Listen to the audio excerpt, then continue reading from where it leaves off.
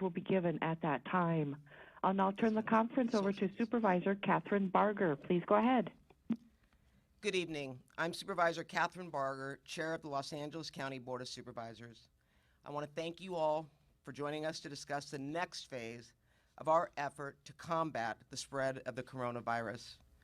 I want to thank Los Angeles Mayor Eric Garcetti for your leadership and for being a partner during this difficult time.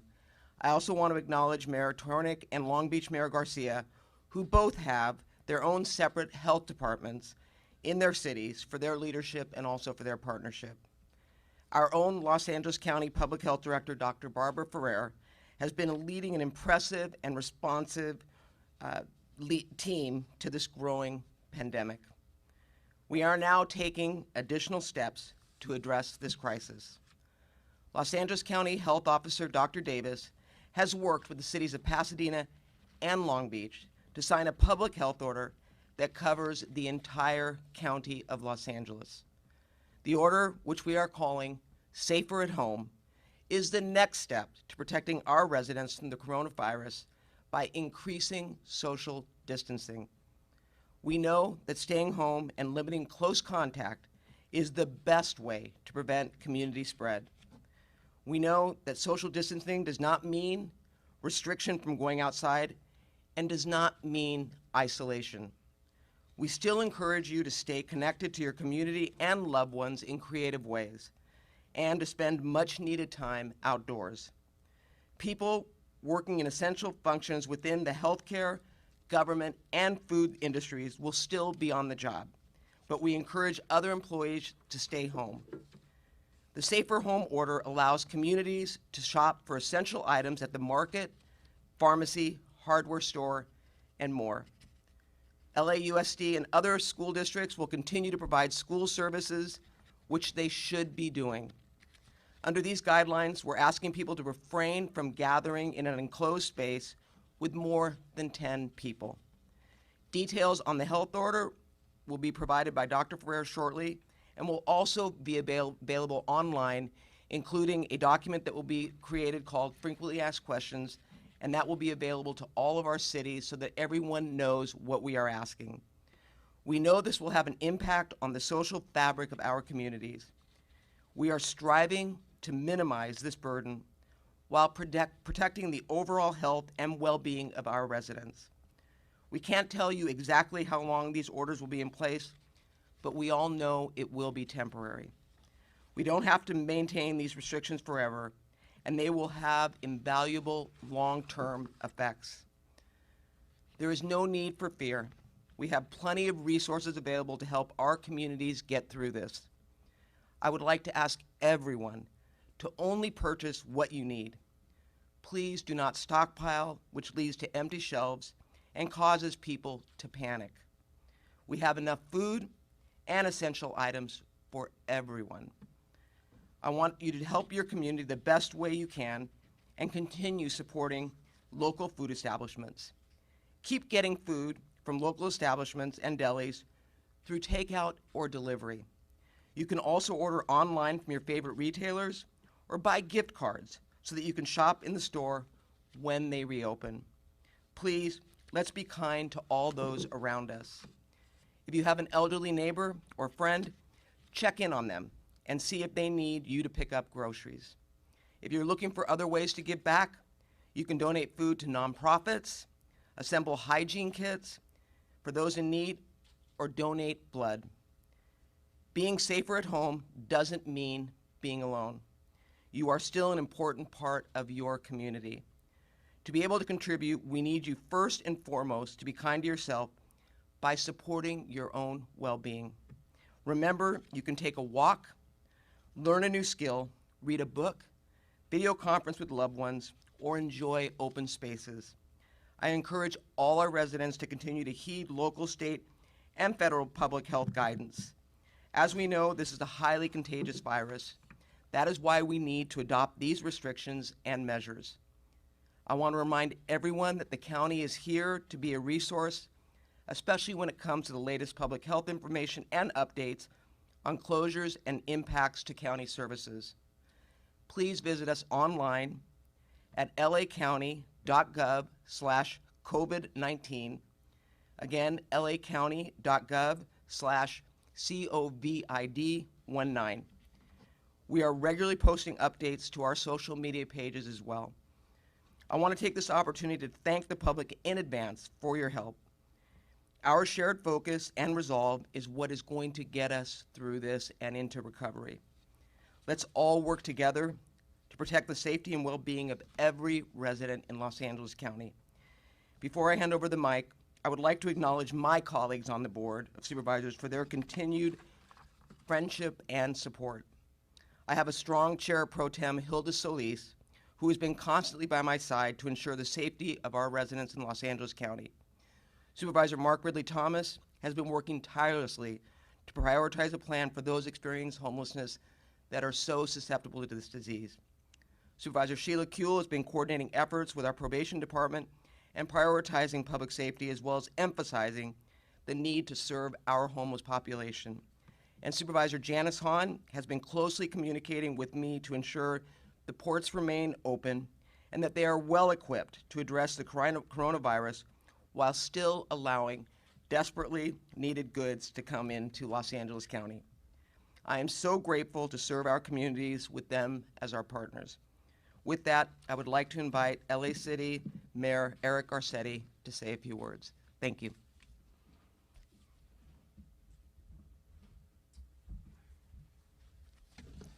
Thank you. And I know the mayors of Long Beach and Pasadena are going to join us up here at a safe social distance if you'd like to come up now too as well.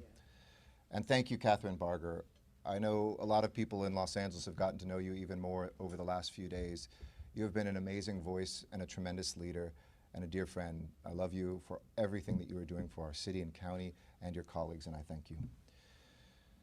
I want to say thank yous again at the outset.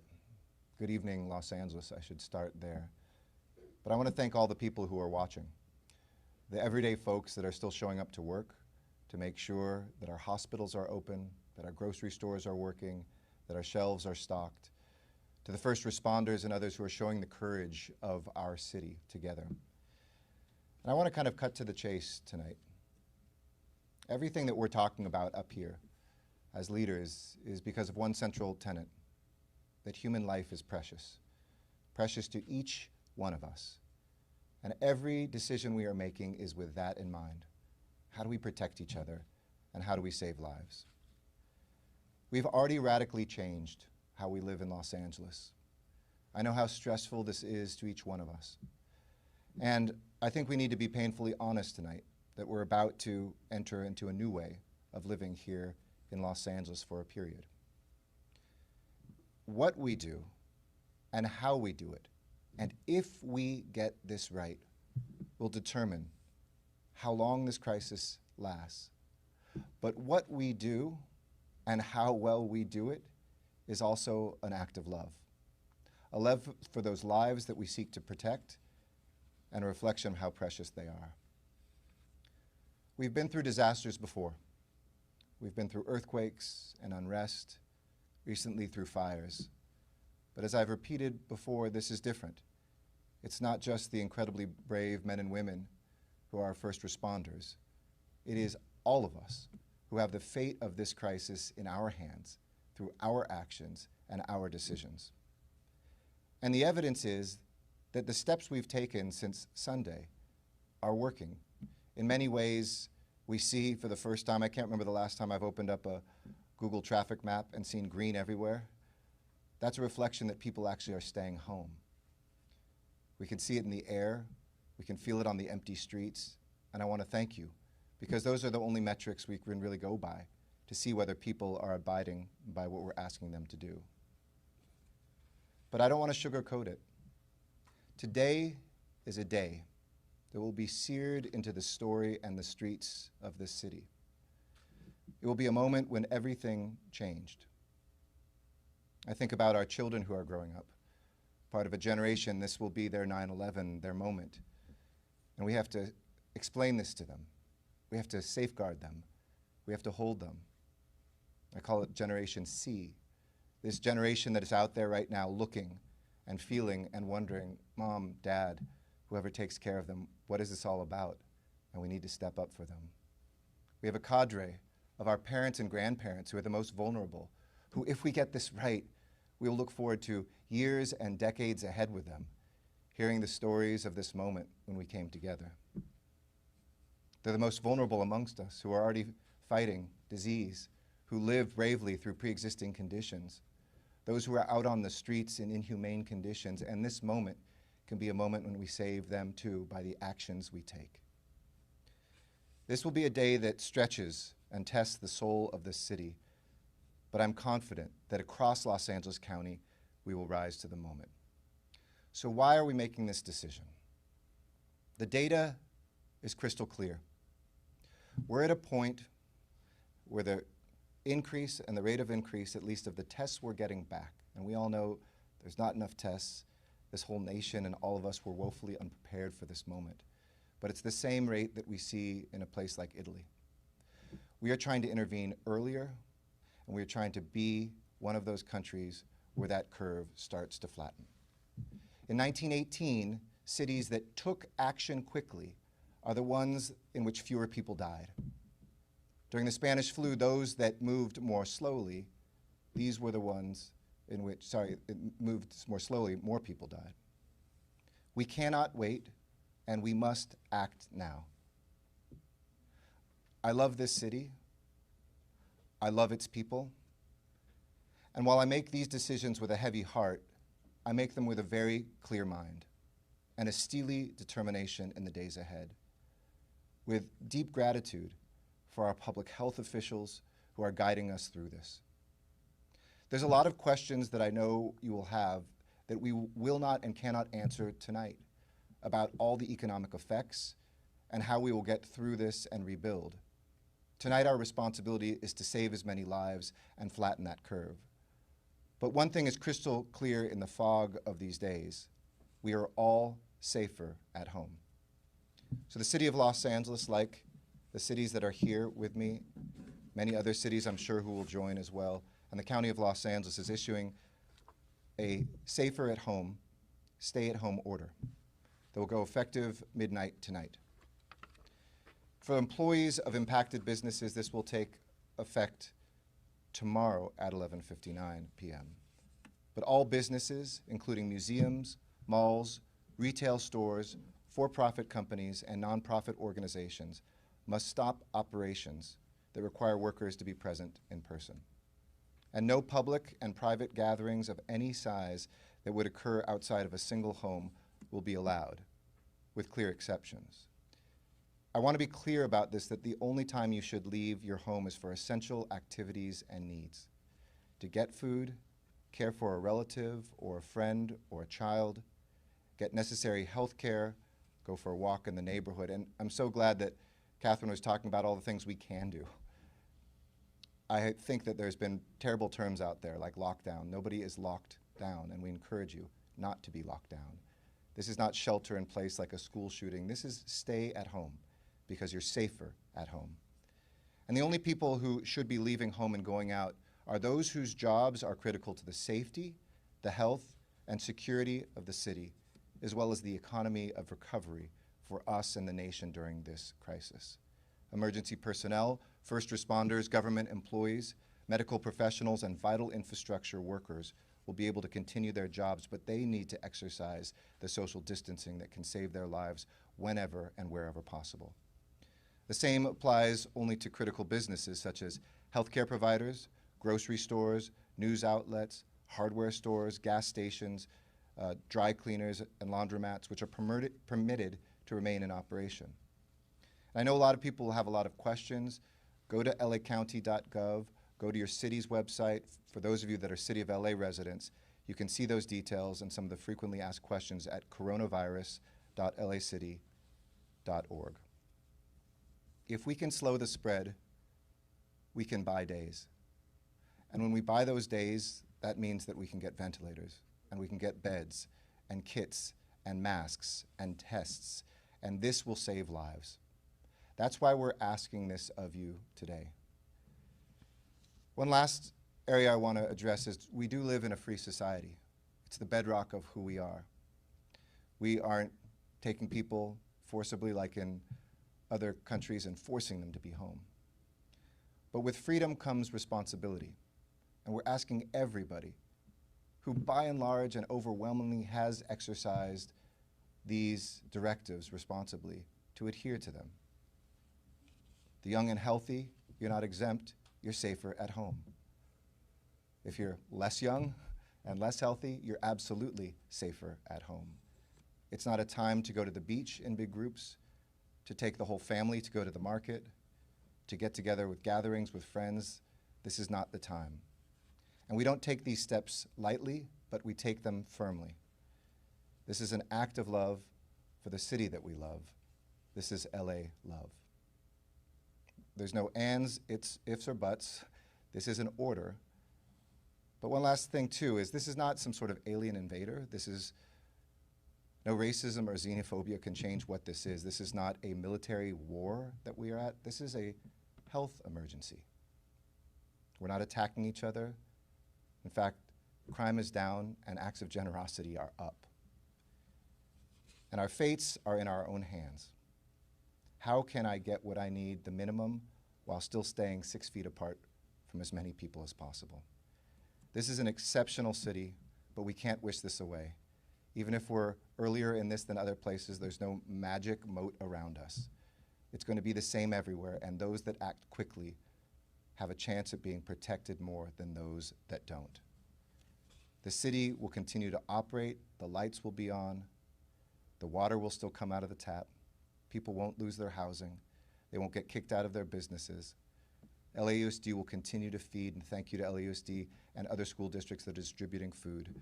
But this is not a request, this is an order. But I've always told my team, do everything in your hearts with everything that we do to lead with love. And Los Angeles, this is our moment to lead with love and to protect those lives that mean everything to us. May God and the spirit of strength lead us through these days. With that, I'd like to turn it over to my brother who leads one of the biggest cities in California and the second biggest city here in the county, Robert Garcetti.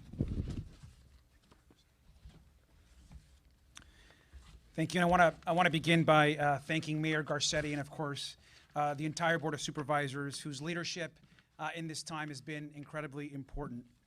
I want to speak first and just say that to the citizens of Long Beach that are watching and really across the county, this is a serious step, and I think all of us realize that we are in a serious health crisis. I want to note that it's incredibly important that all citizens, all residents across the county, and especially those I know that are watching in Long Beach, follow the health orders that are being released, and they will begin at midnight tonight. Long Beach has its own health department, as does the County of Los Angeles, and of course, the City of Pasadena, who's going to speak in just a moment.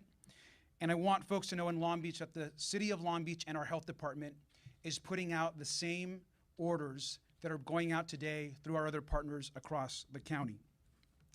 We also want people to know that safer at home means exactly that. If you can stay in your home and you're not doing an essential travel or essentially traveling, please stay in your home with your family. It also means that almost all retail businesses and businesses across the county, Los Angeles, Long Beach, Pasadena, will be closed unless it's an essential service. I also want to note, and this is something that Mayor Garcetti has been talking about with our partners, as you're out in the next few days visiting, picking up food, going to the grocery store, please know that there is also no food shortage coming into the county or the city of Los Angeles or the city of Long Beach. While we know that many places need to be restocked, supplies are coming, food is on its way, and we have talked to warehousing and distributors, letting them know the needs, and all of that is on its way. And so please be kind, be compassionate, be courteous, and know that especially seniors and those most vulnerable need access to food, to supplies, and fortunately most markets are also having special hours for these groups. Also a message to our ports and our workers at our ports. We understand, especially the ports of Los Angeles and Long Beach, understand how important our role is to the economy and to goods moving in and out of our country. And so those ports continue and will continue to support the work that happens there. And my last message I wanted to say, beside agreeing with everything that has been said before, is I have a special message also to all of the young people out there. I know that we've been hearing a lot on the television and in the news that this is something that affects mostly seniors or older individuals. That is just not the case. The truth is that while vulnerable populations like seniors are certainly in a much more risk position, young people are getting sick, and young people can absolutely carry the coronavirus and this virus to other vulnerable populations and are vulnerable themselves. And so it's incredibly important that as young people, whether you are a teenager and you want to go out with friends, or whether you are bringing people together as young folks, it is your responsibility as this next generation to be responsible and take care of your parents, your grandparents, and your community, and please stay at home and use social distancing. That is incredibly important. And with that, I want to bring up and welcome the Mayor of Pasadena, Terry Tornick, who's also going to say a few words.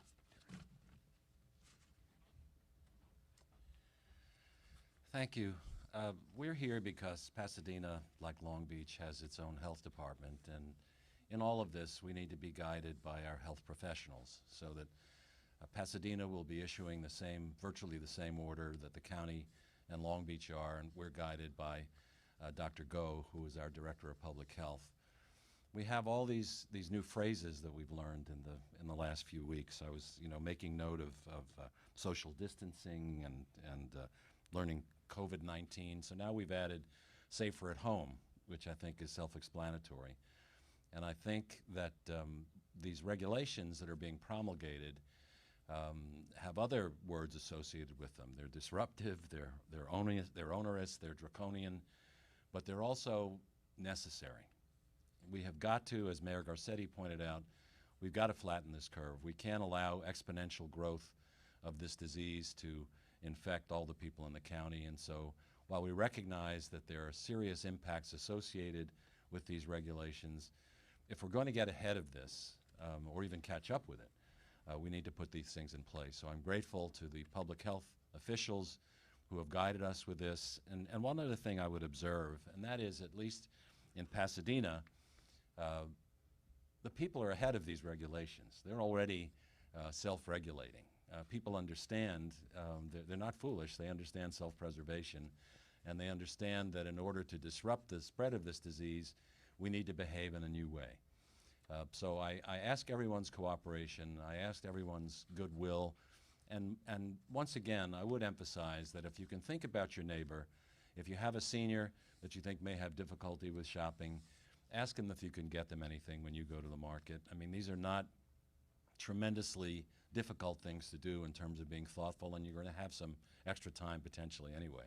So please, let's reinstitute the sense of community that we have throughout Southern California, make sure that we look out for each other, and I'm confident that with everyone sort of pulling in the same direction, that we can beat this thing and get ahead of it.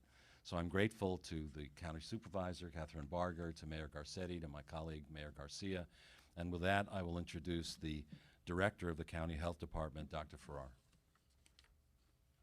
And my apologies. Good evening, everyone, and thank you so much. I am so honored to be here with our leaders, who have led both exceptionally well and with an enormous amount of courage. So I want to particularly thank Supervisor Catherine Barger and all the other supervisors for the board here in the County of LA. The outstanding leadership is a dream come true, to be honest, for public health leaders. It doesn't always line up, and when it does, it makes a huge difference in being able to do the work that's most effective when you have a pandemic. And I couldn't ask to work for a better group of people than the Board of Supervisors here in LA. I also want to thank Mayor Eric Garcetti from LA. We talk often. LA is a big city, and again, has set forth a path that allows us to move together, but move with deliberate action. And again, that makes a huge difference. When you can all come together, and I want to really acknowledge and be grateful for the mayors from both Long Beach and from the city of Pasadena, and to your health directors and your health officers. because this is an effort here in the entire county to make sure that we're marching together, that we have a plan, and the plan is safer at home so that we all do our part to make sure that we slow the number of new cases we have of COVID-19. And we must slow the number of new cases we have. We must. Without slowing the number of new cases, we will, for sure, overwhelm not only our healthcare system, but many other essential services as workers who are doing those essential services fall ill. The predictions are not inaccurate to say that many, many people can become infected here in LA County. There's not a single person, except for those who already have the disease of COVID-19, that have any immunity to this virus.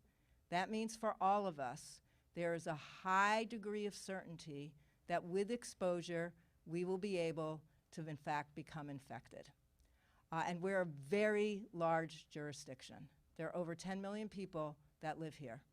So if you start running the numbers, you could have a consequence of many, many people that not only are infecting others, but that for some of our most vulnerable who are getting infected causes enormous strain on the healthcare system, since they will experience this with serious illness.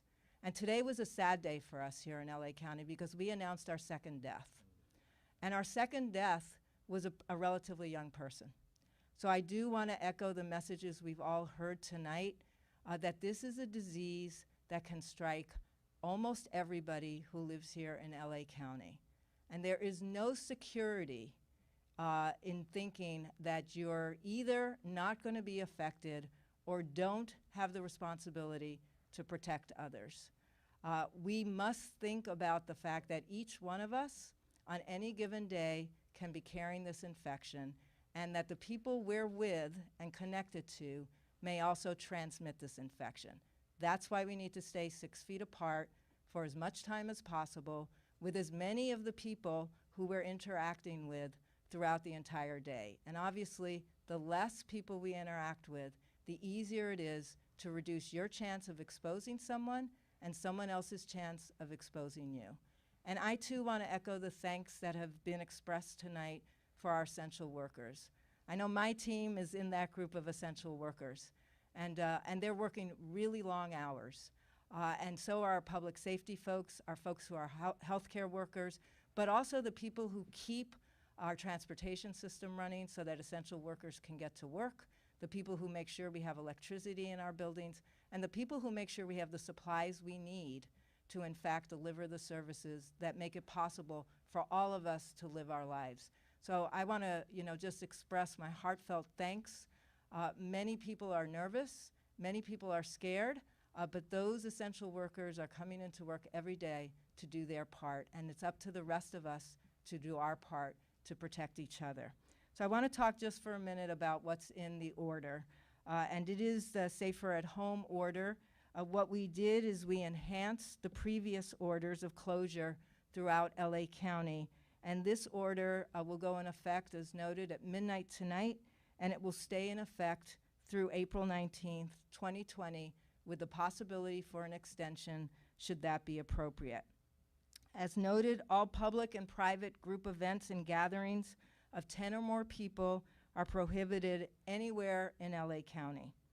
If you have a smaller gathering between 2 and 9 people, you can only have that if you can guarantee that there's social distancing of at least 6 feet apart from everybody in that smaller group, and you must enforce access to either hand washing facilities or hand sanitizer at any group gathering that has less than 10 people.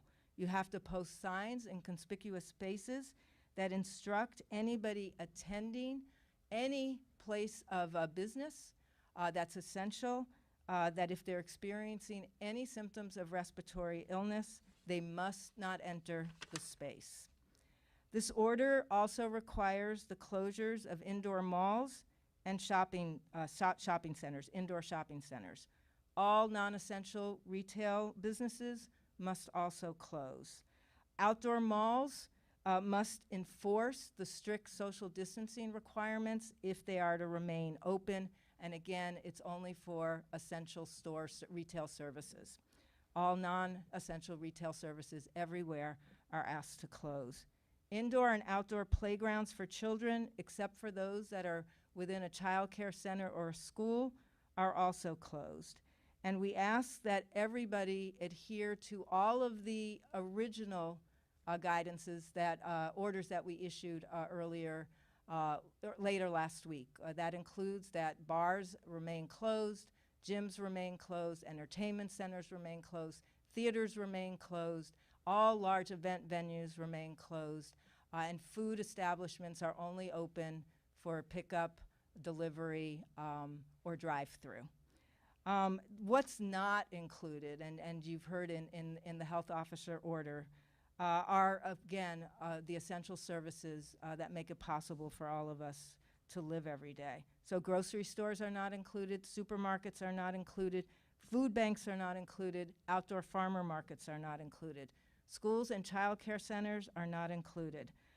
Businesses that provide food, shelter, social services, and other necessities of life for economically disadvantaged people may remain open. Gas stations, banks, and financial institutions may remain open.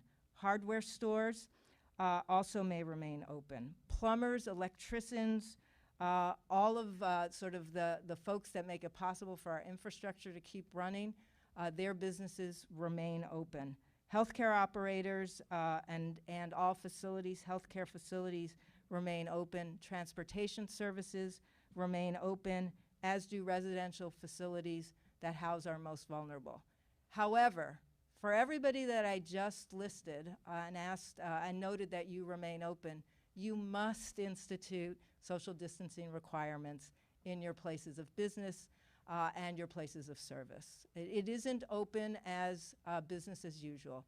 It's open by taking an abundance of caution and remembering that everything we do, we have to look at through the lens of keeping our distance of 6 feet apart from each other as much as possible. Healthcare workers and those that are providing direct services are afforded the opportunity to use personal protective equipment that allows them to do their jobs really well, which require often close contact. But for the rest of us, we need to practice our social distancing as we note that we may be essential workers. And I want to close by thanking everyone. I've witnessed an enormous amount of cooperation, collaboration, kindness, compassion, and going with grace.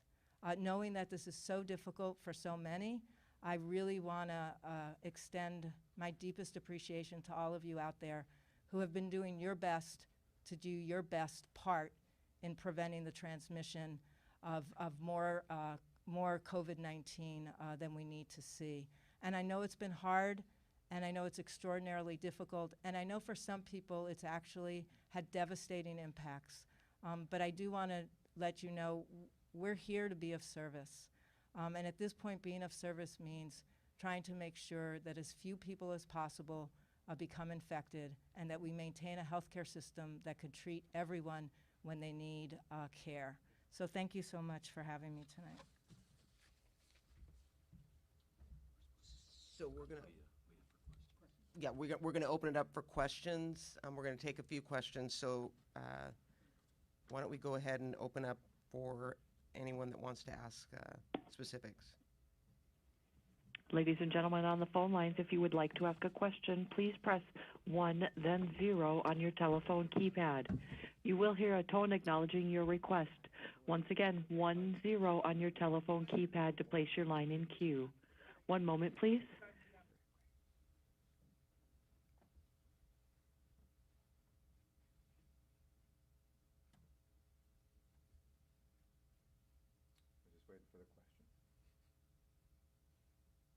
First question is from the line of Claudia Tisciuta. Please state your name, or excuse me, please state your media outlet followed by your question. Yes, thank you. Claudia Tisciuta with KNX Radio. Can you talk about how enforcement of the order might work? What can people expect to see? Well, I mean, the goal is for people to comply with this. It's not going to be law enforcement. I mean, we're encouraging people to get out and walk. When it comes to restaurants, I think Dr. Ferrer talked about the fact that we have the ability, from a health department standpoint, to go in and withdraw their health permit if they do not comply. But overall, the malls and all have already stated that they are going to comply with that. So in terms of enforcement, we're not going to have law enforcement going out there and arresting people, but we are going to have enforcement as it relates to those businesses and all that are not complying. And I don't know how you want to talk about that in the city of LA. Thank you, Supervisor, and thank you, Claudia, for the question. I spoke just a couple hours ago to our colleague, London Breed, who's the mayor of San Francisco, which is a city and county together. She said that there are a number of city workers, and we're looking at the same thing with our disaster service workers program that I've mobilized, that can go out, make sure that people are kind of maintaining that social distance, help supplement the public health professionals, because I know how stretched they are right now. She gave an example. There was a nail salon that was still open. The folks didn't speak English. They let them know they need to be closed. There's a program to assist small businesses and help that happen. So we're really going to be reminding people, trying to supplement that on the streets, but this is not one where people are going to be marched into jails and told. Obviously, where we saw some folks, even the restaurant order a couple days ago, there was one restaurant that said no way. In that case, we just had an informative visit from the police department, and the indoors dining was very quickly closed, and they had no problem with that. So it's a very light touch, but our message is that this is all in our own hands. There are never going to be enough county or cities workers to be able to, quote unquote, enforce this. This is on 10 million people to self-enforce, and for us to look where those holes and make sure that those are closed quickly. Next question? Yep. Next question.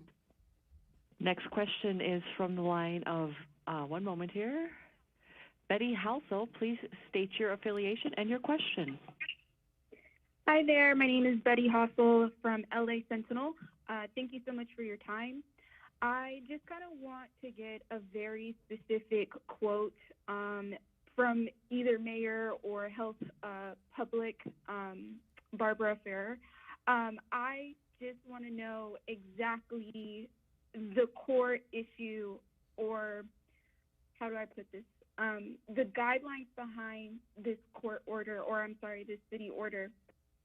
What exactly can I put as a quote? How is it going to help us in a better understanding? Because I feel it's a little vague on what we're trying to do here, but I just want a direct quote just to understand and process this as a people. And I'll let Dr. Ferrer come up and correct anything I say wrong as a not health professional, but this is all about increasing social distancing. We've come a long way together, and we really have gotten people who are staying home, who realize they're safer at home, but there are too many people who are still in work situations, retail situations where they are coming into contact. And the public health direction is this is where the spread can continue to be. So it's making sure that there is that social distancing happening across the society with the exception of those critical workers. Is that enough? Come on. Okay, all right. I passed the test on that one. Next question, please. And the next question is from the line of Steve Gregory. Please state your affiliation, followed by your question. Yeah, hi, everyone. It's Steve Gregory, KFI Radio. Thanks for the update. Listen, quickly, are we to assume also news media are part of essential services and are not subject to this order? And they are spelled out. And, yeah, the other thing is, are you wanting people to see something, say something? So if they see people sort of not adhering to the social distancing or the gathering rules in this, are you wanting people to call the police? Are you wanting to call the health department? How do you want people to handle that? I'll let Supervisor Barger or any of the other mayors say. I would say see something and say something, but to that person first. We're not looking for you to have a hotline and have tattletales all around the city where people then don't. We need to know about that. If after you tell a business that might not know, hey, do you know all the businesses are closed? Maybe there's a few people not listening to any television, not talking to anyone, not noticing that there's nobody on the streets. But there could be these cases. Absolutely. Say something yourself first. And then, of course, if there's anything in your own city or with the county public health department, let us know. And how soon will the order be posted? It's going to be posted right now, and then the mayor was kind enough through the city to put together a frequently asked question, which we're going to disseminate throughout the entire county so that we're all on the same page.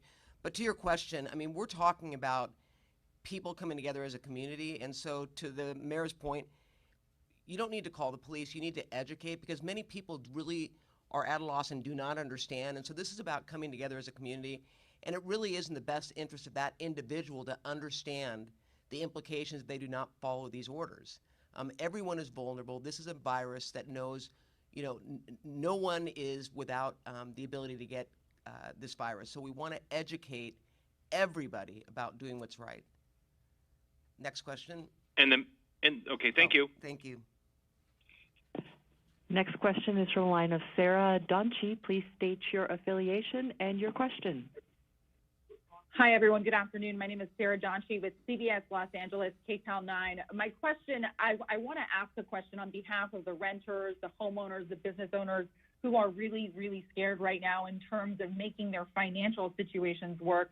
I know you've enacted, various programs for them, but I want to speak specifically about things like LADWP. I know I've heard you've asked the gas company not to cut anyone's gas off, but is there any plan for any kind of financial relief in the way of these bills that homeowners and business owners have to pay to keep things running while they're closed? Well, I'll let Mayor Garcetti speak to the city, and I know that you all run your own in the city of Pasadena, but I know in the county, I've gotten assurances from both the gas company and Edison they're not going to cut off people's electricity. I signed an executive order giving moratorium to evictions, so I know that's in play. And obviously, I know that people are uneasy because many of them have been laid off. We are imploring them to apply for unemployment. We are working with our state and federal partners to expedite that in real time, knowing that, some people are just a paycheck away from not being able to make their rent. So we're aggressively pursuing that in the county of Los Angeles, but I'll let them talk to the other questions you have. Okay. All three mayors are saying with our utilities as well, and certainly for the Department of Water and Power, we announced that there would be no cutoffs of water, of electricity. Thank you to the gas company for doing the same. And there's a ton of programs that have stepped up. We're going to try to centralize these for everybody, but for instance, Spectrum Cable, for those cities that have Spectrum Cable, have said that there'll be assistance and you can push off those bills. Of course, right now the law is there will be liability for those at some point, but right now people are getting crushed. So we not only did a residential moratorium on evictions, we did a commercial one as well in the city of Los Angeles so that no businesses would suddenly be evicted in the midst of this crisis. I also want to say, building on Catherine's point, we need help now from the federal government. I hope that Democrats and Republicans in the House and the Senate and the White House can move swiftly to give direct aid to everybody. And I want to say one quick thing on that. Let's make sure we help all people equally. I'm just speaking for myself here, but I know all of us believe all human lives are important. We need federal aid and we need it now. But for our immigrants, many of the people who clean our airport or our hospital in this crisis, folks who drive the trucks, who pick the food that is keeping us well-nourished during this, let's make sure that we are helping them too and don't let them perish because of prejudice. If we had visitors in our county right now, and I'm sure we do from other countries that are stuck here, we're going to make sure they don't go hungry. We're going to make sure they get through this. We should do that for our own neighbors too that are immigrants, but there's a whole host of ways to help. The power won't be cut off. The water won't be cut off. You don't need to buy water at the store, bottled water. This tap is cleaner, and it's plentiful, and it's a heck of a lot cheaper. So we'll take the next question. Thanks so much. And the next question will come from the line of Jacqueline Cosgrove. Please state your affiliation and your question. Yeah, hi, this is Jacqueline Cosgrove with the Los Angeles Times. Mayor Garcetti, when you were talking about Safer at Home in reference to Los Angeles City, it sounded like it was more strict than the county's order. And we were hoping you could clarify whether the LA City Safer at Home order is more stringent than the county's order. No, we are all on the same page. Thank you for that question. We worked really hard to make sure that it was all the same so that there was not any light between us. We know that there's also 85 other cities. This applies to the unincorporated areas of the county because 5 supervisors are mayors for those areas too. So between the 93 essentially cities that we have, we're hoping as many of the cities adopt this, but the county order does go throughout the entire 88 cities of LA County. Next question. And the next question is from Aileen Quincy. Please state your affiliation and your question.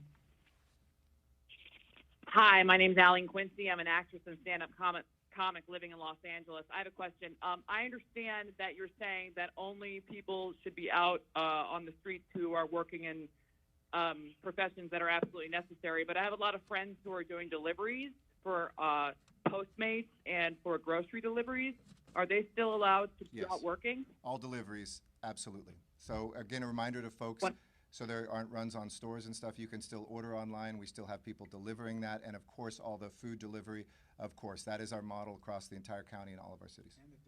Yeah, and I would say that for some of the delivery services, you pay before you receive it, so you can instruct them to leave it at the door. So that, and remember, the social distancing means that they can leave it. You can open the door and thank them as they're walking away, but you don't need to have face-to-face contact in order to get your goods. So that is still in play. Next question. Next question is from Brody Levesque. Please state your affiliation and your question. Good evening. I'm Brody Levesque from the Los Angeles Blade. This question is for Mayor Garcetti and Supervisor Barger. There's a lot of moderate and low-income Angelinos who depend on prepaid cell service, and unfortunately, either through no fault of their own or just the way their payments are arranged, they have to go in person to make these payments, sometimes to kiosks, sometimes to a retail operation. I didn't hear the doctor or anybody specifically address this, and in the information age where everybody's getting everything through these mobile phones, particularly in the Metroplex of Los Angeles, have you guys addressed that? We do have exemptions for telecommunications, and we believe this would fit under that. Obviously, we have to make sure there's retail establishments that have that. So we're going to work with folks in the city of LA. I'm sure the county will do the same to make sure. Sometimes these are stores that are only that.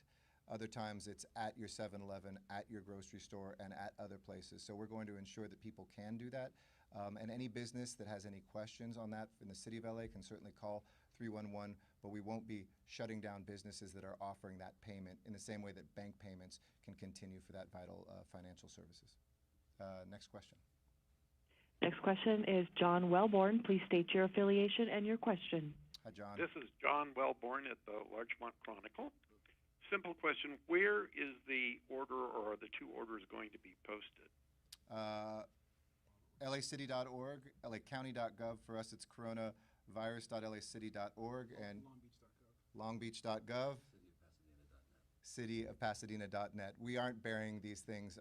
Everybody's splash pages everywhere have this, I think, on that homepage. Next question. Is the line of Mary Beth McDade. Please state your affiliation and your question. Yes, hi. It's Mary Beth McDade with KHLA Channel 5 News. And, oh, sorry, I'll turn to my TV. A couple questions. First, how will this new order impact public transportation the way it's currently operating? And then also, people's property taxes are coming due on April 10th.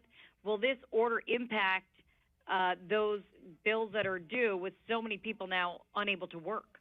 You've got 3 of the 13 Metro directors up here. Let me take that one, then I'll hand over the property taxes to the county. There are no plans to stop public transportation. Tomorrow, Metro will be updating folks. As in other cities, there may be adjustments to some of the schedules, given that there has been drop-off. But we will never stop that because we need those hospital workers, we need those grocery clerks, we need even first responders, child care workers to get to and from where they are. We're religiously cleaning our buses and our trains, our stations, asking people to keep those social distances when they ride, as we should be doing in our cars and other transportation. So there are no plans to cut off Metro. I can't imagine us ever doing that. And certainly, I don't want to speak for all the board of directors, but I won't ever let that happen. The tax. And then as it relates to property taxes, we will have something up. I'm getting ready to submit an executive order that will waive penalty fees for those that cannot make their payment on the due date. It's not for everyone. If you're able to pay your property taxes, obviously we encourage you to do so. We're going to make it easy by going online and being able to do it, but it's going to be on a case-by-case basis, and so that will be, I will have something up on our website tomorrow on lacounty.gov that will give the full explanation, because many of those are in escrow accounts too, so those payments will come through, but it's going to be on a case-by-case basis, but we are recognizing that there is going to be a hardship for some individuals, and so we are trying to be as flexible as possible. Next question. The next question is from the line of Denoa Perez. Please state your please state your affiliation and your question. Hi, this is Dinora Perez with Telemundo. First of all, I'm not quite sure if you're going to be having any responses in Spanish. If so, I'd like to find out as well. Is there any way for us to quantify how this measure can actually reduce the number of potential cases and also reduce maybe the duration of the crisis so people can understand how important it really means and what the impact would be if we wouldn't have done a measure like this? And if you are responding in Spanish, can you also explain what people can do? Can people go outdoors? Can people go to the parks? Can kids play in the playground? Okay, I'm going to ask Dr. Ferrer to come up and answer about the curve and what we're hoping to achieve, and then I'll let Mayor Garcetti answer as well. I think at the end we will do a Spanish address, maybe Mayor Garcia, Dr. Ferrer, so you'll get kind of a little bit of the overview speech in Spanish, and we can see whether we have time for questions as well, but happy to get that answer on advice in the meantime, but we will, right after this section, do that. Yeah, Dr. Ferrer. Yeah, it's a very good question, and it's a hard one to answer with exact numbers. But there are some studies that recently came out, one from London and one from Harvard University, that have done some modeling to allow us to absolutely be able to look at what the impact would be if you did everything in our toolkit to try to flatten the curve. And here in LA, it would result in thousands and thousands of less people infected, and that's really what we're trying to do. It actually is tens of thousands of people would be less likely to be infected over a very short period of time. I think the area where it's harder to predict is how long does it take for us to actually see enough of a reduction in the numbers of new cases that we feel confident that we can talk about relaxing some of the restrictions and moving beyond where we are today. And I think the scientists are still looking at that. One of the things that you do when you flatten the curve is you rely on the fact that what you're doing is just slowing the rate of transmission, not necessarily stopping the rate of transmission. And it's so hard for us to understand how that could possibly help, but the way it helps, because it means the same number of people might get infected, but they're just going to get infected over a longer period of time so that you don't have this huge peak in the number of people who are sick and need health care, because that's what overwhelms the healthcare system, is if we added 10, 20, 30,000 people over a week that needed to come into our healthcare system, you can imagine that that would require a lot of surge capacity. We think we have a wonderful healthcare system here, but the best way to keep it highly functional is to actually make sure that we don't see that peak of tens of thousands of people that all need care at the same time. If we're effective, and I think we will be, because we're combining both the best of social distancing here, safer at home is exactly that, you are safer at home, with our capacity as a public health department to continue to identify cases of people who are positive, ask them to isolate, and quarantine their very close contacts, as well as do investigations in our institutions so that we too do the sort of containment side of the house while you all help us with the social distancing side of the house. So I know the governor is going to be addressing the state, and I've been in close communication with him, so we're going to say a few words in Spanish too. I'm going to try to edit these, but we appreciate our Spanish language media who has been so patient, and I think Mayor Garcia and potentially Dr. Ferrer will say a few things. Buenas tardes, Los Ángeles. Hoy quisiera informarles sobre una decisión que hemos tomado. No fue fácil tomar estos pasos para proteger a nuestra gente en esa gran ciudad y condado que amamos tanto. La vida es valiosa. Todo lo que hacemos y decimos se basa en esta creencia esencial.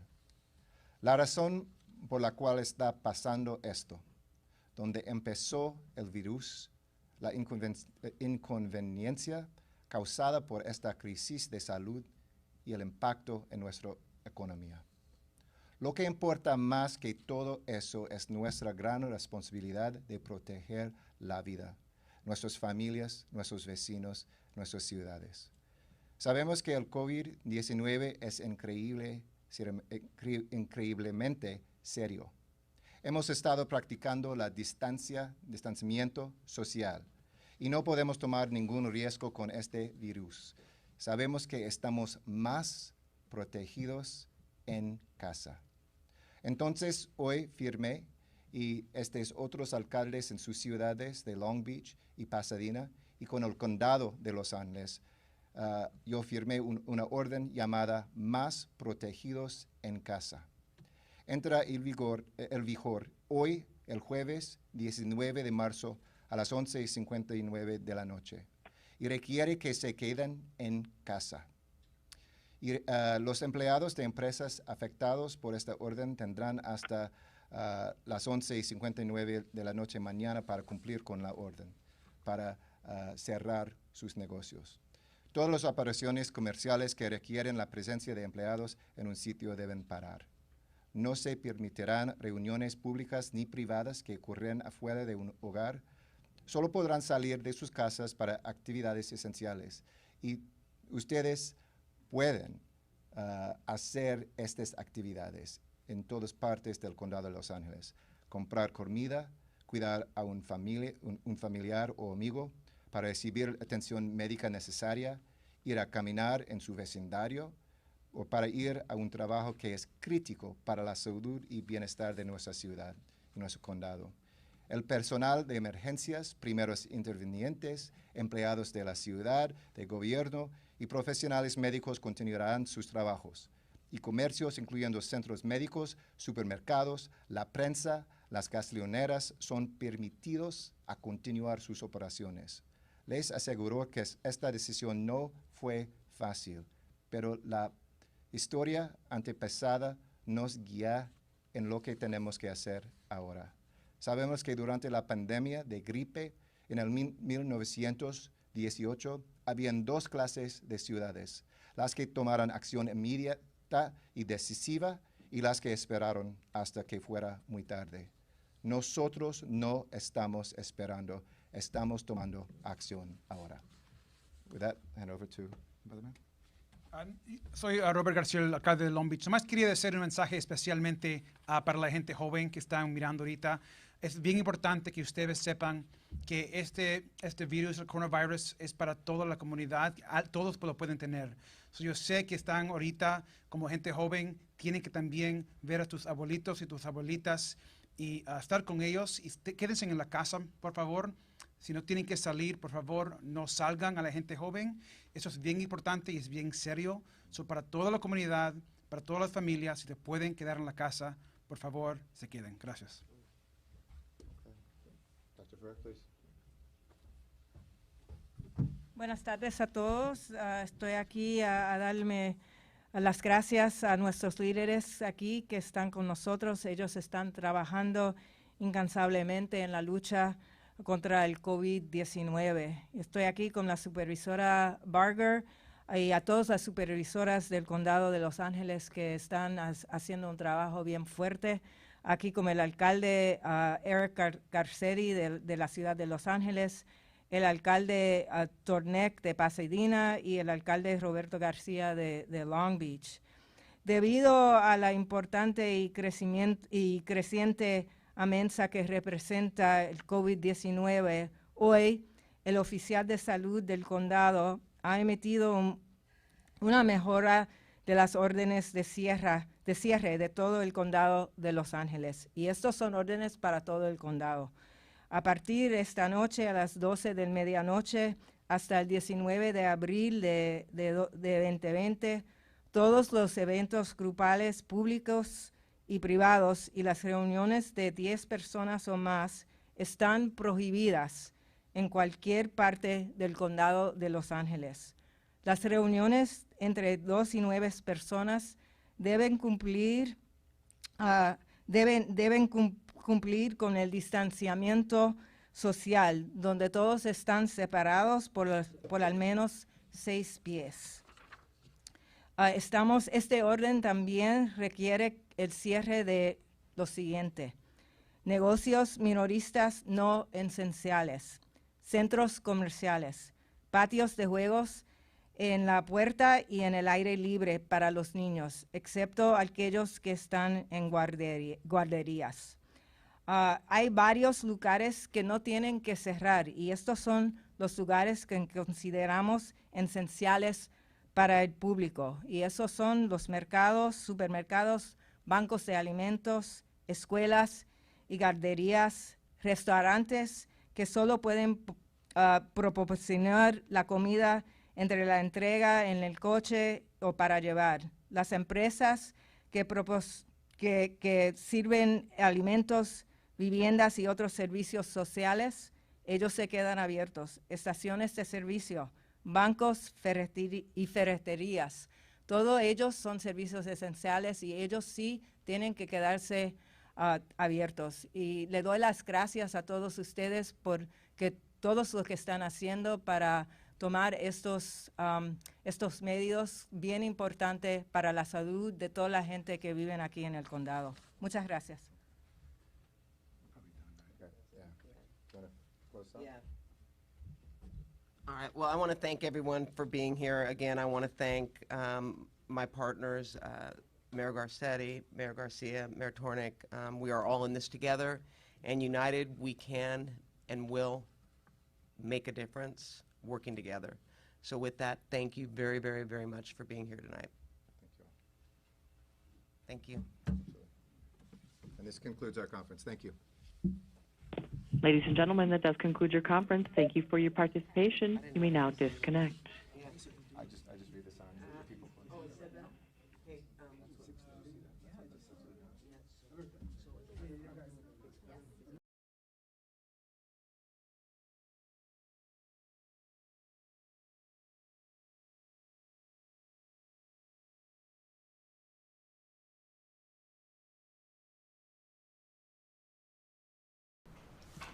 Thank you, everybody.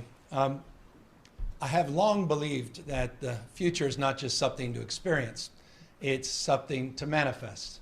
That our fate and future is inside of us. It's decisions at the end of the day, not conditions that determine that fate and future. We're not victims of circumstance. We can make decisions to meet moments. And this is a moment we need to make tough decisions. This is a moment where we need some straight talk, and we need to tell people the truth. We need to bend the curve in the state of California. And in order to do that, we need to recognize the reality. The fact is, the experience we're having on the ground throughout the state of California, the experience that's manifesting all across the United States, and for that matter, around the rest of the world, require us to adjust our thinking and to adjust our activities. In the state of California, many people are very familiar with these adjustments.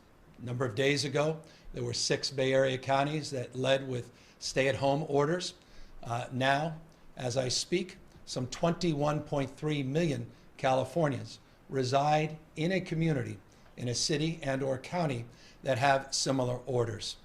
A state as large as ours, a nation state, is many parts, but at the end of the day, we're one body.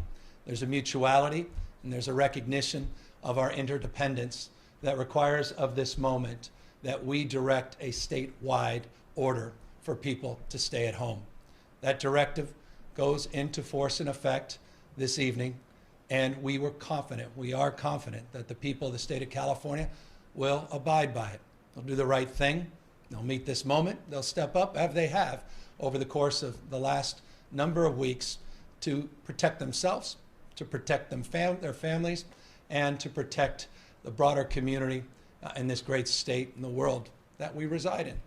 I have confidence in that. I have confidence because I've seen it every single day. We've seen it in cities large and small. People still doing essential work. People still providing essential services. People still going out to the grocery store to get food, walking their dogs, practicing social distancing, nonetheless, when they're out in the streets. People still getting their medicine. People still going about doing the kind of essential work that is required to meet this moment. The order provides for all of that, just as these other orders that have been put into place in cities large and small across the state have afforded. People will ask, well, how will you enforce? As I say, there's a social contract here. People, I think, recognize the need to do more and to meet this moment. People will self-regulate their behavior. They'll begin to adjust and adapt as they have been quite significantly. We will have social pressure that will encourage people to do the right thing, just a nod and look saying, hey, maybe you should reconsider just being out there on the beach, being 22 strong at a park. It's time for all of us to recognize as individuals and as a community, we need to do more to meet this moment. Enforcement comes in many shapes. You have a regulatory framework, you have licensing frameworks. I don't believe that the people of California need to be told through law enforcement that it's appropriate just to home isolate, protect themselves, go about the essential patterns of life, but do so by socially distancing themselves from others and do so using your common sense. Now, why is it important that I advance this new order? It's for the following reasons. We've been doing pandemic planning in the state of California for now over a decade. Now we're moving into application, implementation, and that includes the latest technology and data collection, the ability to work with artificial intelligence to mash that data up, to really look at trend lines before they become headlines. And what we're seeing, not only on the ground, but we're seeing through the data, is this spread continues at a pace that we had anticipated in a number of our models. Let me be precise.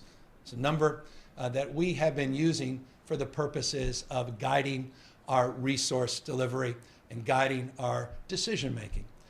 We estimate in the United States, we've heard this number across the rest of the world, that people, 30% of the population, as high as 70% of the population, may contract the virus.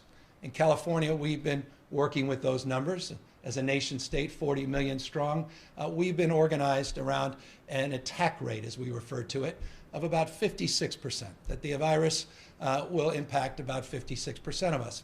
You do the math in the state of California, that's a particularly large number. That number in and of itself shouldn't be overly alarming. The vast majority of us, the overwhelming majority of us, won't have symptoms, will be perfectly fine.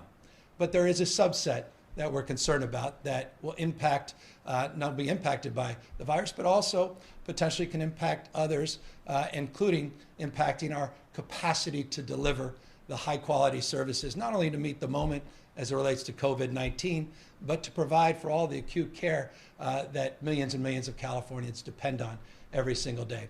So we're looking at a hospitalization rate by using those numbers. And forgive me, I know sometimes these numbers get confusing, but a 56% attack rate, if you assume that R naught, which is the number of individuals that you may come in contact with that can contract the virus, if you use that formula, we believe with a 20% hospitalization rate, a little bit on the higher end, though some would argue it could be much higher, some believe it might be much lower, but 20% hospitalization rate, it's about 19,543 people that would need to be hospitalized under that scenario, above the existing capacity of our system.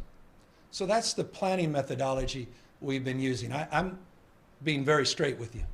And these are numbers I can assure you governors, mayors, administration across the country are working with. But I think it's time to tell you what I tell my family, what I tell my wife, just as I did 2 nights ago when I told my daughter that I don't believe that this school year she'll get back into that classroom. And those are difficult conversations, and I know they're conversations you're having in real time, and you're having with one another as I speak. And I deeply appreciate the anxiety of these difficult conversations, but we must have them. But as we work through that planning process, 19,543 beds in our system, I'm able to look at our existing capacity. Let me be specific.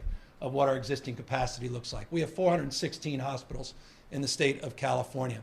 We have capacity to provide care beyond our hospital system, but within the hospital system, we have a capacity to surge the number of beds beyond the 78,000 currently staffed beds by an additional 10,207. By the way, that number changes on a daily basis, but that's today's number. So looking at the 19,500 plus individuals in our planning, looking at that surge capacity, about 10,000, we are looking at a delta, a gap, that requires about 10,000 beds, 10,000 members of the community to staff those beds. And that's currently what we're up against. But here's the point. That's a planning document.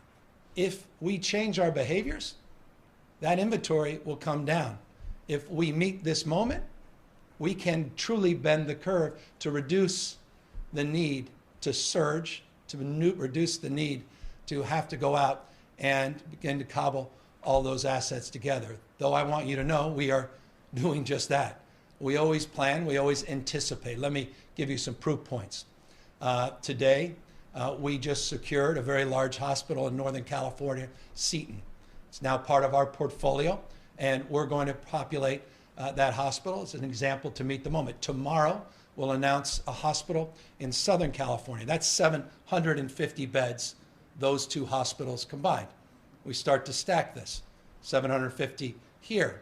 The motels that we're currently, and hotels we're currently negotiating with, we start stacking those master leases for those hotels. We're working, I had very, very positive conversations with the leaders of two of the finest public university systems in the world, UC and the California State University system. We're working with those systems to identify appropriate dormitories to help us with the surge. We start stacking those numbers. We're working with the federal government. I had a conversation today with Vice President Pence and President Donald Trump together on the phone, talking about our needs, in addition to my conversation today with the Secretary of Defense about these mobile medical and field units that they have committed to pledging, not just to California, but to folks all across this country. You start stacking those things, and we have, I believe, the capacity to meet this moment, but not unless we change our behaviors and do what is necessary to meet this moment. Let's bend the curve together. Let's not regret. Let's not dream of regretting. Go back, say, well, you know, we coulda, woulda, shoulda. Now when the data all points to where I think most of us know we're going. One has to be transparent. One has to be honest. It's difficult at times being the bearer of these messages. I can assure you, home isolation is not my preferred, choice. I know it's not yours, but it's a necessary one. We started with seniors 65 and over, the most vulnerable population, and we'll continue to overly focus on that population and those with compromised immune systems. But we now need to broaden it to all Californians. So that's the order we're putting out today. It's consistent with the leadership we've seen at the local level, including, I want to acknowledge Mayor Garcetti and others in Los Angeles and LA County that are recognizing and meeting this moment.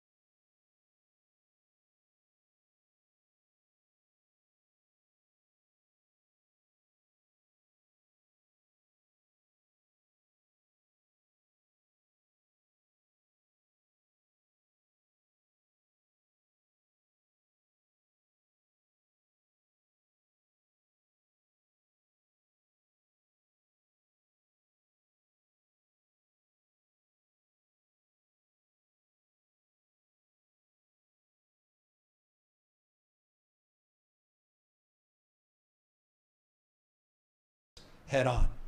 We're doing so today in the state of California through this order, And we're doing so by continuing to build collaboration and partnership across every level of government and the private sector. Let me conclude by just making a few points to fill in that. We had today a very important conversation.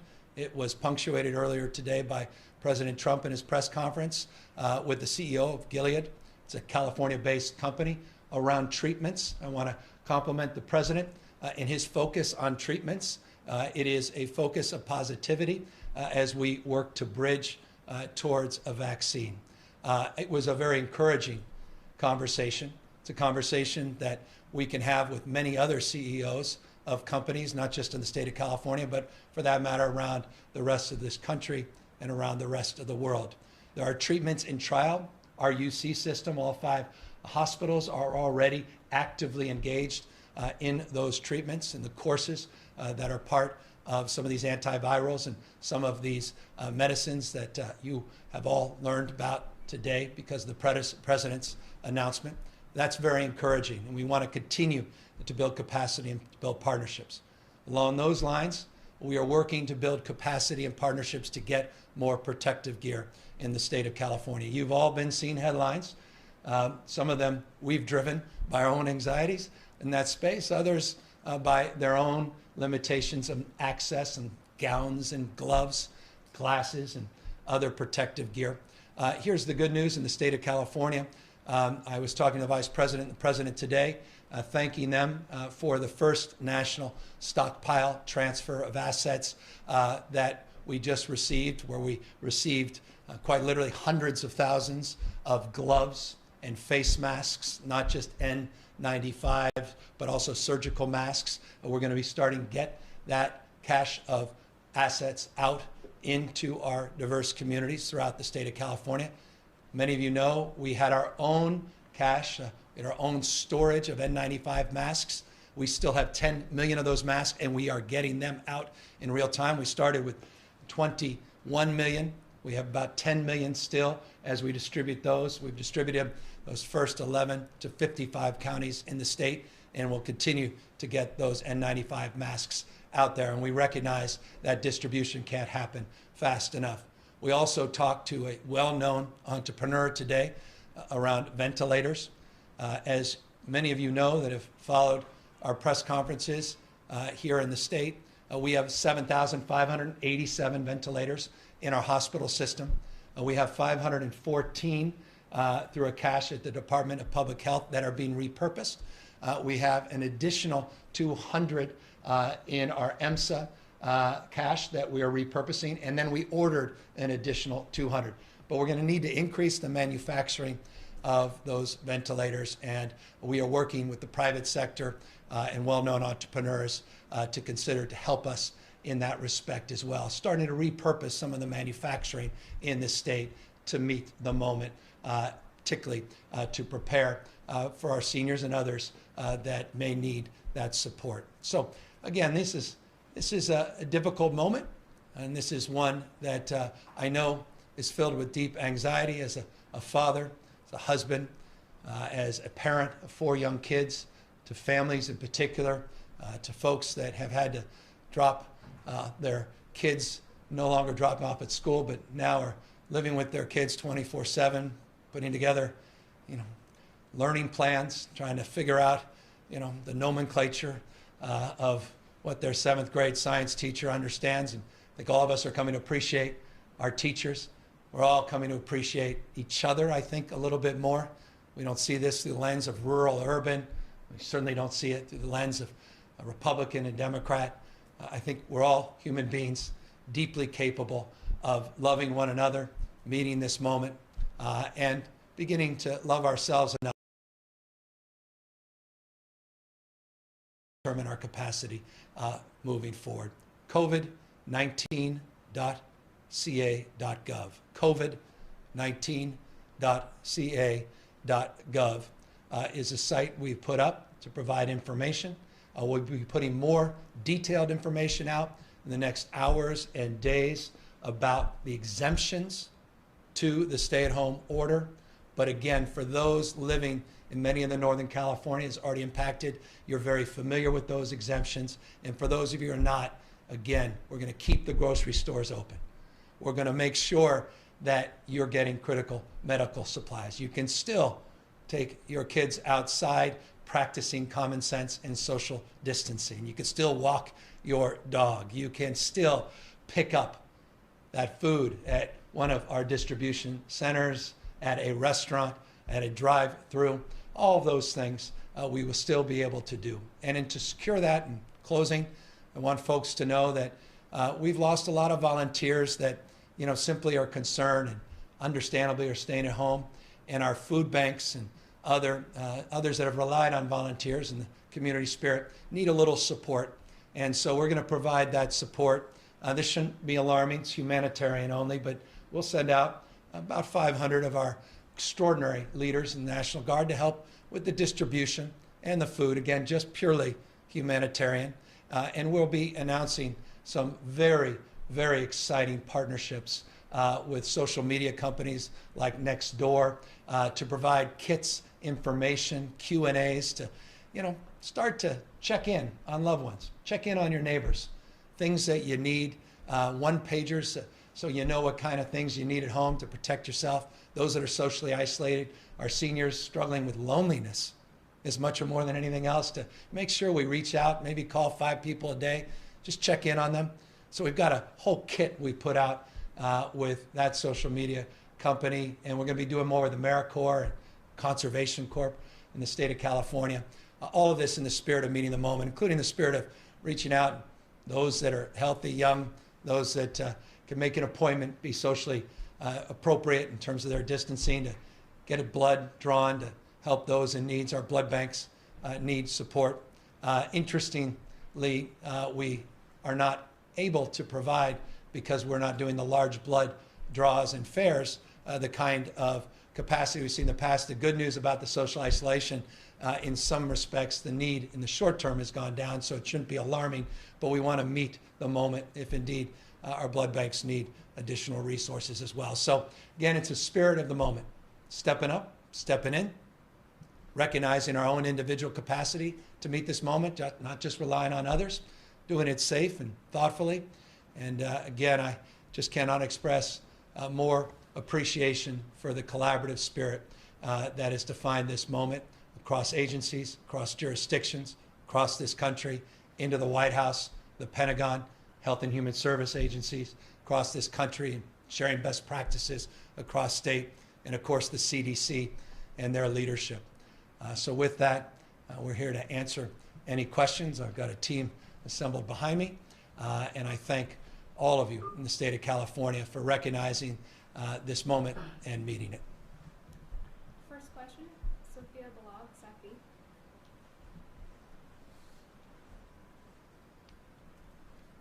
Sophia Balog.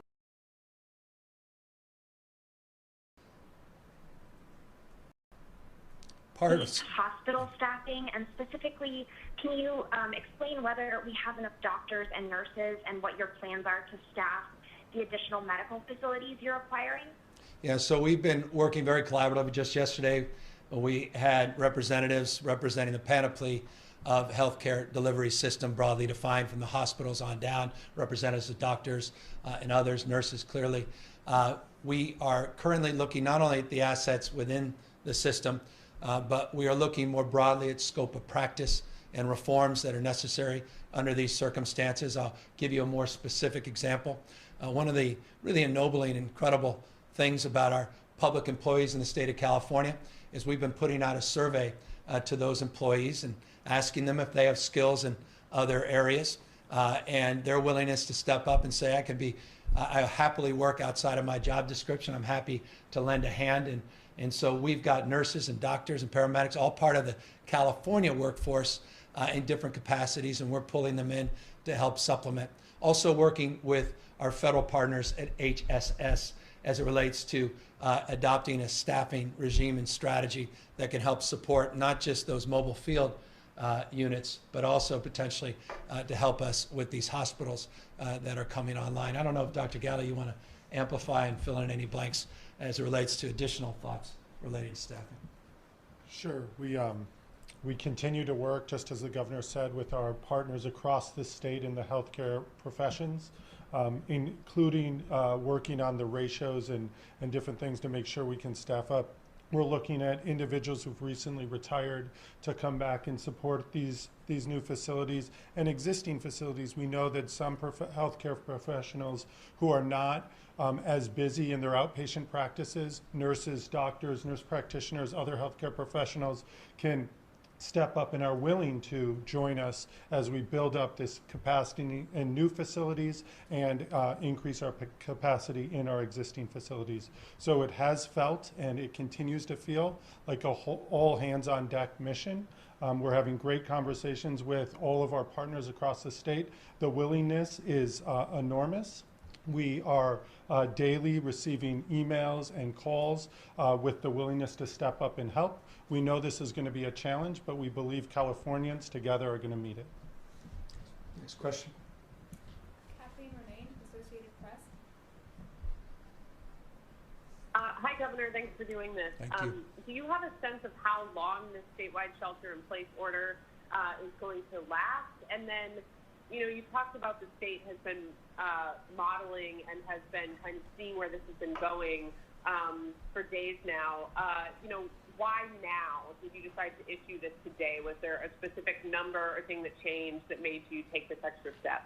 No, I think it's we've been very fluid, as you know, on a daily basis. We've been adjusting to changing conditions, not only here in the state, but changing recognition across this country and an understanding of what's happening in other parts of the globe that require us to adjust our thinking, quite honestly, on an hourly basis, not just a daily basis. So based upon the meetings we had yesterday with our healthcare professionals, based upon the conversations we had this morning with fellow governors, with the president, CDC and others, based upon our models, based upon our trend lines, based upon some new information that came in as it relates to those models from Johns Hopkins and among others, we felt it was appropriate to raise the ante and do what we can to bend that curve. Let me remind you, the numbers we put out today assume that we're just along for the ride. We're not. We want to manipulate those numbers down. That's what this order is all about. The projection said we will have, but we don't live by projection. Again, I began this by saying we are not victims of fate or circumstance. The future is something inside of us. It's our decisions that will determine those projections, and that's why we decided today to make this decision. Hannah Wiley, SACB.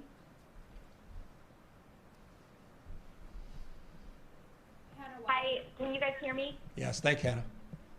Yeah, hi, thanks, Governor. I appreciate you taking the time to talk with us tonight. We're hearing a lot from state workers that they're still being told to come into work, and you touched on this a bit last night, but does the state have the capability to have workers telecommute and the numbers needed for social distancing? Yeah, that's being worked on in real time. We had a remarkable conversation last night with our largest public employees union, a tele-town hall, and we talked about so many of the essential services that are provided in the state. Let me put that in perspective. When you consider police and fire and those in our corrections industry broadly defined, you're over 50% of the workforce operating on some form of 24-hour support. So it's deeply defined as essential. Those in non-essential positions that have skills are being surveyed to see if they could provide essential capacity and fill in voids that may exist or persist throughout our system. But when we look across the panoply of services, overwhelming majority of those services we believe we can meet based upon that criteria, and that criteria is being processed in real time in terms of making the actual determination to your question around how many individuals can telework, how many people don't have that kind of broadband access or otherwise are not positioned because of their particular job to get any big benefit from telework. So all that is being processed, and we're working very collaboratively with our teams in HR to make all of that real. But it's a constant and never-ending adjustment. Sosa Morar, SACB. Thank you, Governor. Has the Trump administration agreed to send the equipment you've requested, and what exactly has the federal government agreed to provide California? Well, we're expecting the delivery of that national stockpile and those numbers that I gave you just a moment ago that the Trump administration agreed to, and they delivered. Was on the call with the president and the vice president specifically about the first tranche of those requests. They gave 25% of those requests as they're processing these requests all across the country. Will arrive, we believe, in our West Sacramento warehouse and then be distributed throughout our system. Again, that's just the first order, one of 4. The other order is apparently on the way as well. And so we were very grateful to hear of that. I'm very grateful that the first assets are now about to be delivered to the state and then distributed throughout the state. John Myers, Los Angeles Times.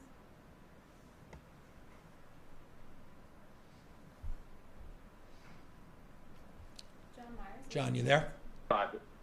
I'm there. Anybody hear me? Perfectly.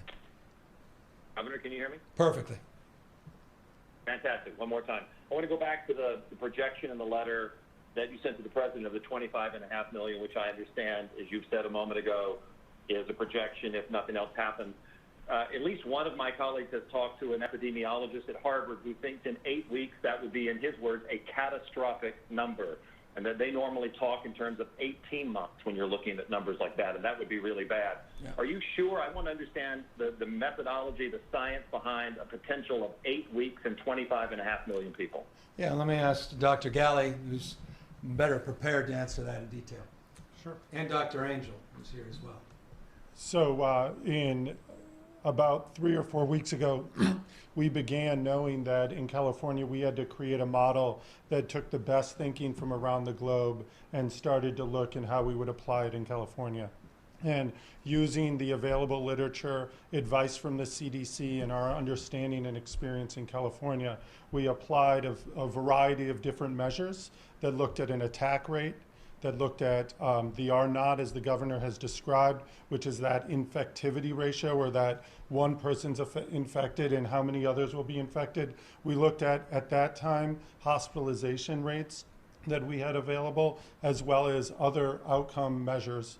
And given that, we knew that the attack rate of 56% that we chose, that was somewhat in the middle between our two, the high end and the low end of what we'd seen in the literature, would be that fairly high number, that if we did nothing across California and it spread the way that we'd seen the spread of disease in other countries that experienced it before us, we would have a majority of our state affected by the disease. We knew that that did not equate to the same number of people who would be sick enough to seek care, sick enough to be hospitalized, and then beyond that, sick enough to need the level of ICU level care that we worry about most and some of the worst outcomes. So we built the model in collaboration with the CDC, as the governor said, to guide our planning so that we were prepared across California. And we are very glad we had built that model, because it's put us in a great position with our partners across the state to be prepared for what we are starting to see, which are hospitals with many patients and patients who are in the ICU and having outcomes that we've seen in other countries. And we feel like we are well prepared because of that planning to meet this moment and be prepared for what's coming up in the days and weeks to come. And I deeply recognize how alarming those numbers are, and they drive headlines, but the one that matters to us is that 19,543, that 20% hospitalization rate. That's the number that guides so much of our decision making, and that we are advancing very purposefully. Bill Silver, KCBS Radio. Hi, Governor. Can you hear me? Perfectly. Oh, good. All right, Governor. First of all, I have about a million questions, but I'll only ask a couple of them. I want to go back to Kathleen's question. You didn't answer the part about how long you anticipate this actually lasting. Is there a date on this order for how long it would last?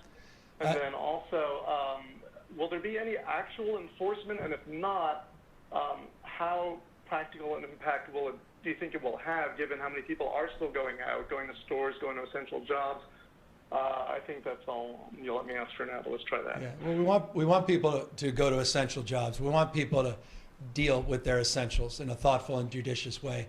But I think, and Doug, you're in San Francisco, you've seen some concentrations where we're not seeing social distancing, but you're also seeing vast majorities of that city where people are practicing social distancing without law enforcement making arrests or citing people. Social pressure is leading to social distancing, social recognition and the socialization of this disease is leading people to change behavior on the natural. And that's, again, been socialized in 20 counties already, representing 21.3 million Californians. So expanding this statewide makes sense in that respect.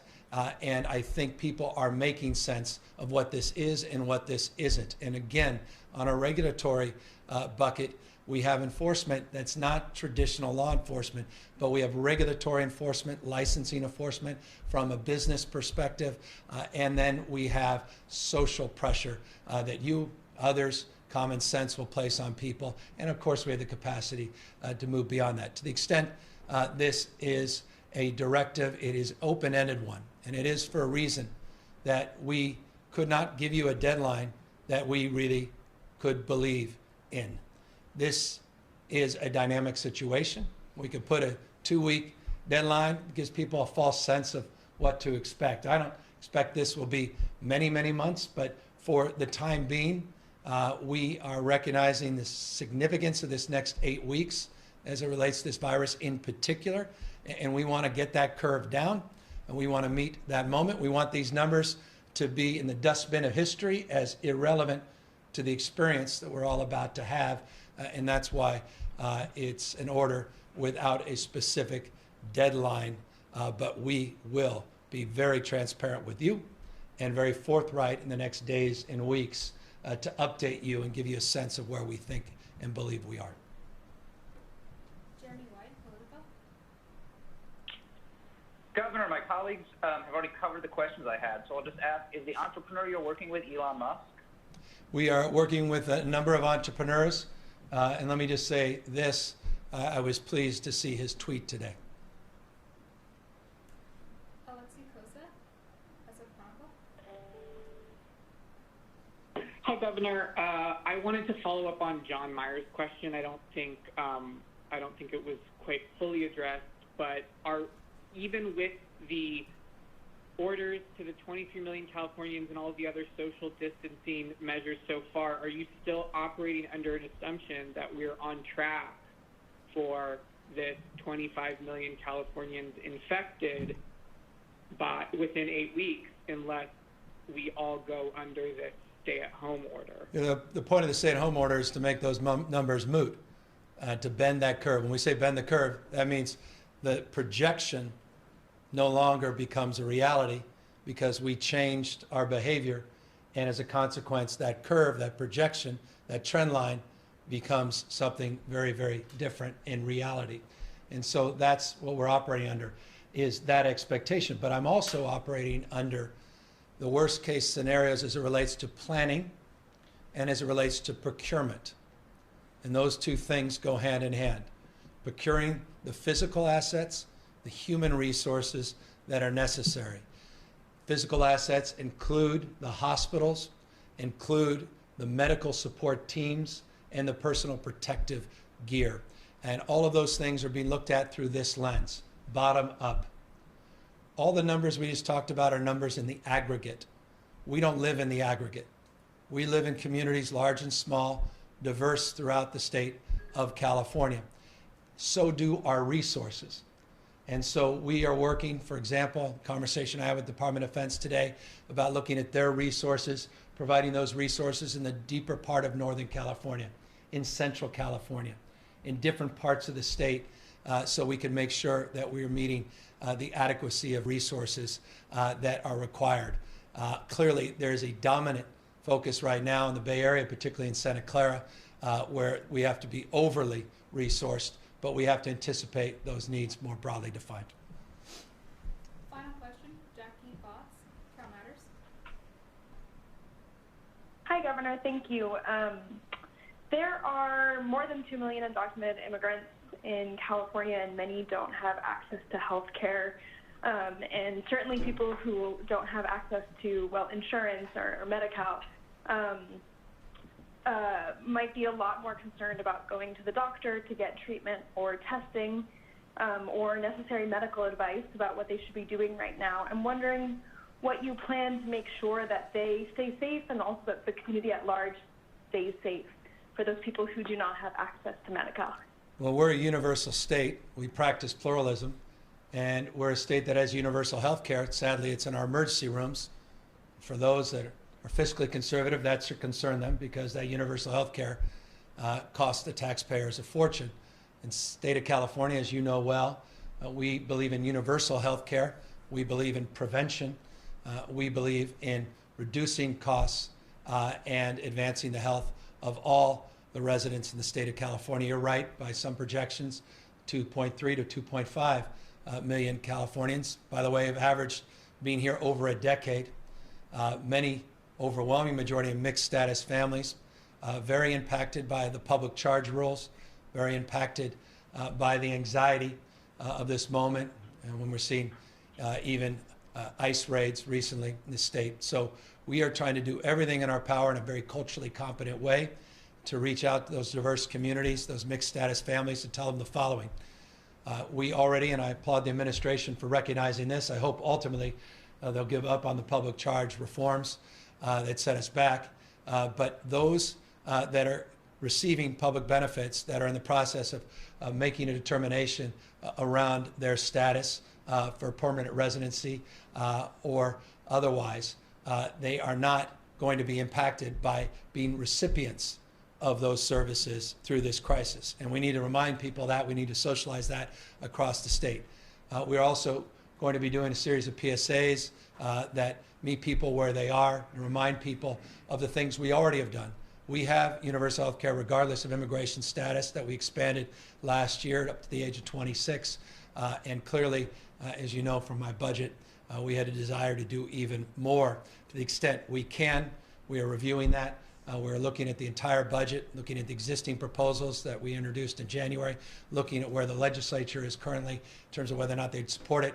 But the magnitude of the economic impacts and the costs broadly have obviously put a reminder that we have to contextualize all of the needs together. And that was the importance of the call with Speaker Pelosi today, and incredible imperative to have federal government support, particularly in one area, and that's unemployment insurance. There's no greater impact quickly in terms of unemployment insurance. And as you've seen, those claims have skyrocketed in the state of California.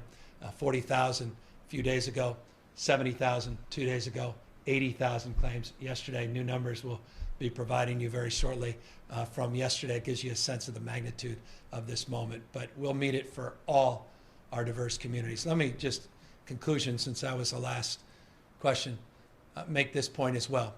I'm very proud to be a Bay Area kid, born and raised, but one of the things that doesn't make me proud is part of our past.